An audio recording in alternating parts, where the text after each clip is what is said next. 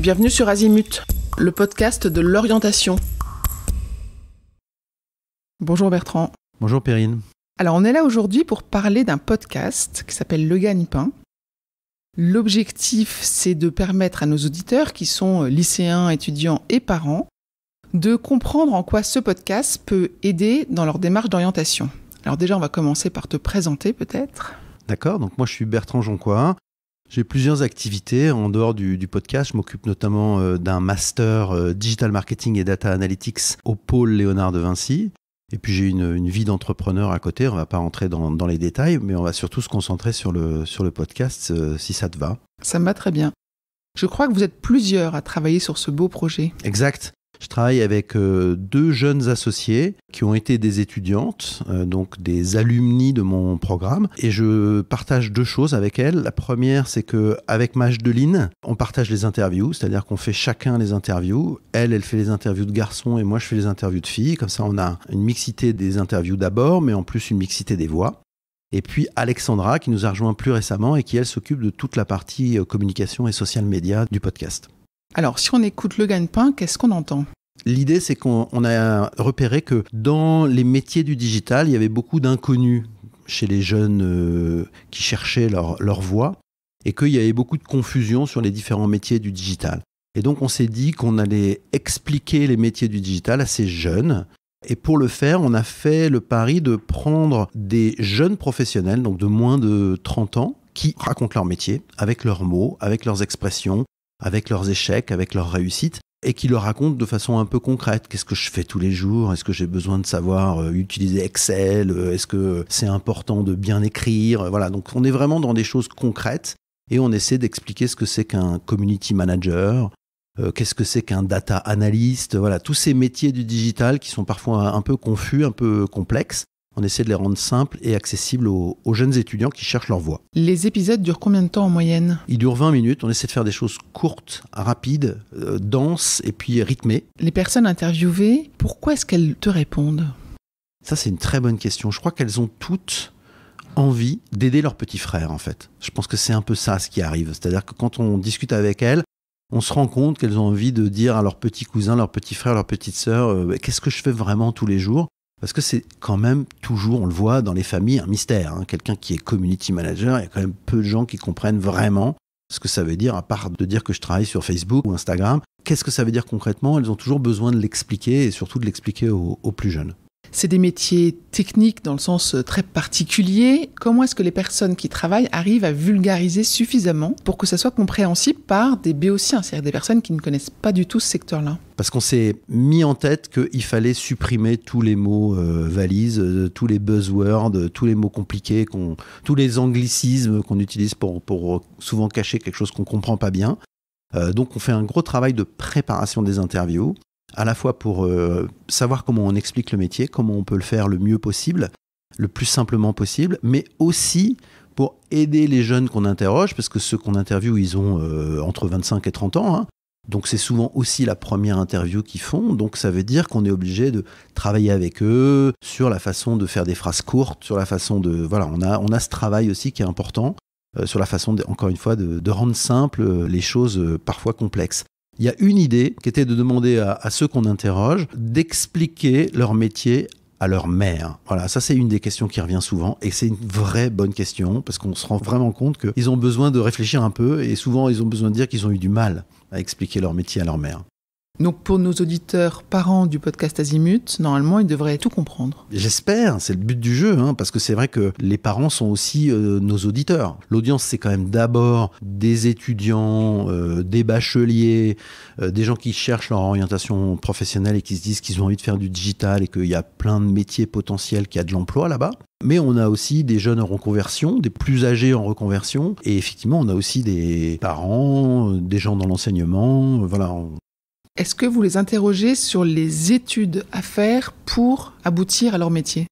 Bien sûr, on les interroge là-dessus. C'est souvent une des questions qui revient assez régulièrement et sur lesquelles on s'arrête. Ils ont tous un avis là-dessus parce qu'ils viennent de le faire. Donc c'est très intéressant comme avis. C'est pas du tout un avis d'expert, c'est un avis de praticien d'une certaine manière. J'ai pratiqué ça, ça a été utile, ça n'a pas été utile, on peut le faire autrement. Maintenant, je vois que dans mon entreprise, on a pu arriver à ce même poste complètement différemment. Donc oui, c'est une bonne façon de voir les choses. Qu'est-ce que je recommande comme étude ? C'est souvent intéressant à écouter comme réponse. Ouais. Et est-ce que les métiers que vous mettez en avant dans les épisodes sont des métiers qui recrutent ou est-ce que c'est pas un filtre que vous avez ?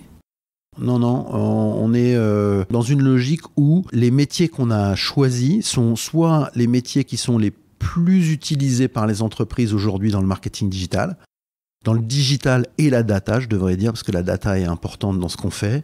Et puis après, on a aussi choisi des métiers qui sont des métiers en devenir, des nouveaux métiers, mais dont on sait qu'il y a du potentiel. On a par exemple un product builder, il n'y a pas très longtemps, un métier que je ne connaissais pas. C'est des nouveaux métiers qui s'inventent et qui effectivement permettent de se projeter vers un métier dans lequel il y aura du potentiel de recrutement. Oui.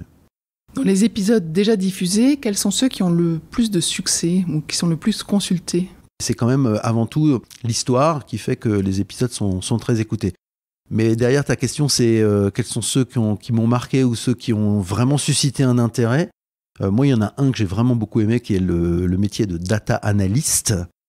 Et franchement, il est vraiment intéressant parce que la fille qu'on a interrogée est vraiment pleine de passion. Il y a beaucoup d'anecdotes. Vraiment, c'est un épisode formidable et qui a très bien marché. Tu as parlé de la mixité des voix lors des interviews, mais j'ai compris aussi que vous cherchiez à promouvoir aussi bien des compétences et des personnes, femmes et hommes, dans les métiers du digital et de la data, qui sont pas forcément tout à fait à parité aujourd'hui. C'est exact.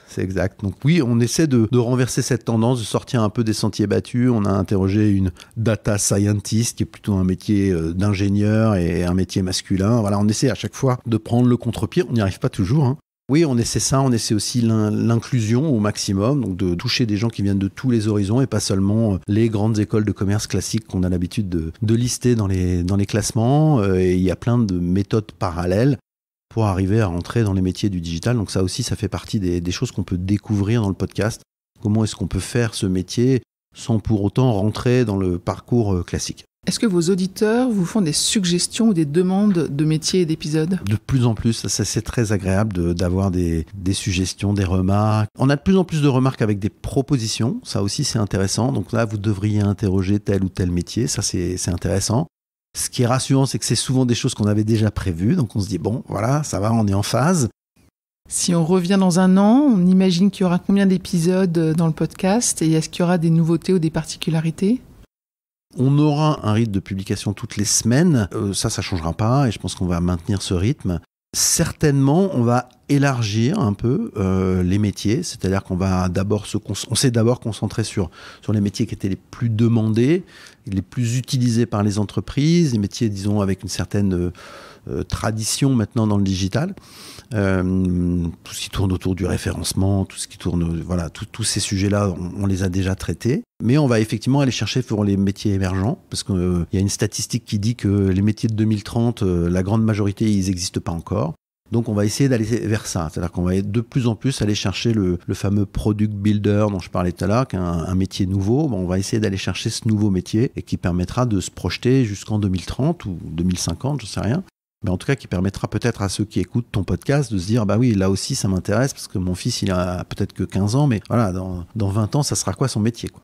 Est-ce qu'il y a une question que je ne t'ai pas posée, à laquelle tu aurais bien aimé répondre ? Pourquoi je fais ça ? Alors pourquoi tu fais ça ? J'ai essayé de répondre à la question tout le temps, parce qu'elle m'était tout le temps posée. Qu'est-ce que c'est ce métier ? Quels sont les bons métiers dans le digital ? Qu'est-ce qu'il faut faire pour trouver un job facilement dans le digital ? Voilà, c'était des questions qui me revenaient tout le temps, des étudiants, des gens que je rencontrais. Donc je me suis dit, il faut qu'on trouve une solution pour répondre à cette question simplement. Et il faut qu'on trouve une solution pour parler à cette génération TikTok qui est zappeuse et qui n'a pas le temps. Et le podcast, et je pense que c'est la même chose que ce que tu fais toi, ça permet de prendre le temps. Et on retrouve ce moment où on se dit, voilà, on a le temps. Alors 20 minutes, c'est pas long, mais ça n'empêche que c'est quand même le temps. On a le temps de se poser, on a le temps de réfléchir, on a le temps de préparer l'interview, de réfléchir à ce qu'on va dire. Et je pense que c'est un moyen, justement, de répondre correctement à la question, pas seulement en 2 minutes parce qu'on me la pose dans un couloir, mais au contraire de répondre à cette question et de répondre précisément, correctement, dans la voix des jeunes professionnels. Très bien, merci beaucoup. Merci à toi. Cet épisode est terminé. À bientôt sur Azimut.